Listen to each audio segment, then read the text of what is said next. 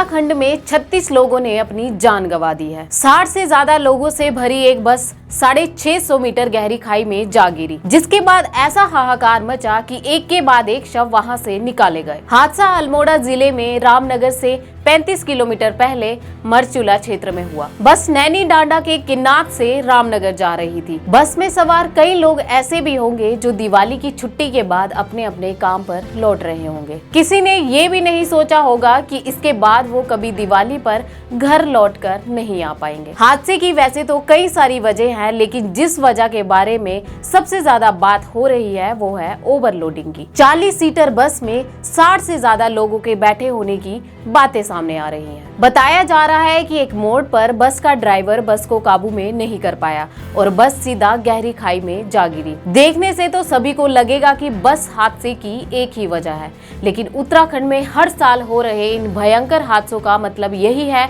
कि सरकारों ने लोगों की जानों को कभी सीरियस ही नहीं लिया। ना ही उत्तराखंड की सड़कों को गड्ढा मुक्त कराने के लिए फुर्ती से काम किया गया और ना ही सड़कों में क्रैश बैरियर बना के उन्हें सुरक्षित किया गया। आंकड़े पर ही जाएं तो पता चलेगा कि राज्य में पिछले 24 साल के दौरान सड़क हादसों के कारण करीब 20,000 लोगों की जान जा चुकी है। पिछले 5 साल में ही करीब 5,500 लोग सड़क हादसे का शिकार हुए हैं। 2024 में ही होने वाले ये 4 बड़े हादसे हैं। 2018 से 2024 के बीच होने वाले ये बड़े हादसे हैं जिनमें 10 से 40 लोगों तक की जान गई है। 2024 में होने वाले हादसों पर ही केवल नजरें डालें तो आंकड़े बताएंगे कि पुराने हादसों के बावजूद भी हादसों को सीरियस नहीं लिया जा रहा है। अल्मोड़ा में होने वाला हादसा ओवरलोडिंग की वजह से हुआ है, लेकिन क्यों इस ओर सख्ती नहीं बढ़ती जा रही है, ये जानने के बावजूद कि इससे पहले ओवरलोडिंग की वजह से कई हादसे हो चुके हैं।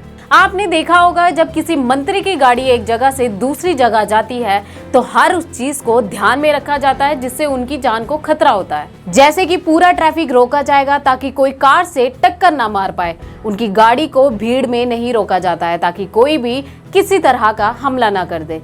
यहाँ तक कि गाड़ी को भी चेक किया जाता है कि गाड़ी ठीक तरह से चल रही है या नहीं। लेकिन जहां इतने लोगों की जान दांव पर लगी रहती है, वहां इतनी लापरवाही बढ़ती जाती है कि हर साल इतनी मौतों के बाद भी कोई सीरियसनेस नहीं दिखाई देती है। क्या ओवरलोड हो रही बसों को रोकने के लिए कुछ किया गया या उस पर सख्ती की गई? पहाड़ों में गाड़ियों के ओवरलोड होने की एक ही वजह है, वो है यातायात की सुविधा ना होना। क्या ओवरलोड हो रही बसों से निपटने के लिए कहीं बसें बढ़ाई गई? बाकी दिन छोड़िए, त्योहारों के सीजन में शहरों में बसें फ्री करने वाली सरकारें क्या पहाड़ों में ओवरलोडिंग से बचने के लिए बसों की संख्या बढ़ाती है?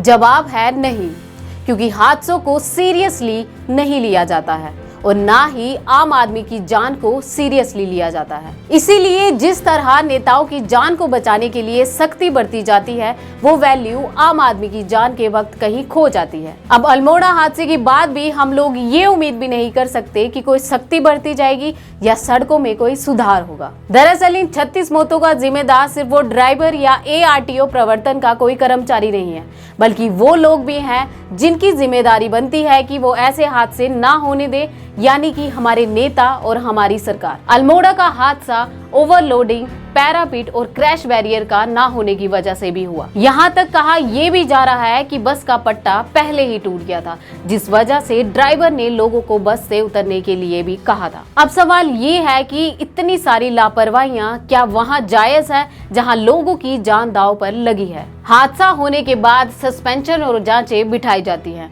लेकिन उसे रोकने के लिए कोई रोड मैप नहीं अपनाया जाता और यही कारण है कि मुख्यमंत्री को लोगों की नाराजगी झेलनी पड़ी।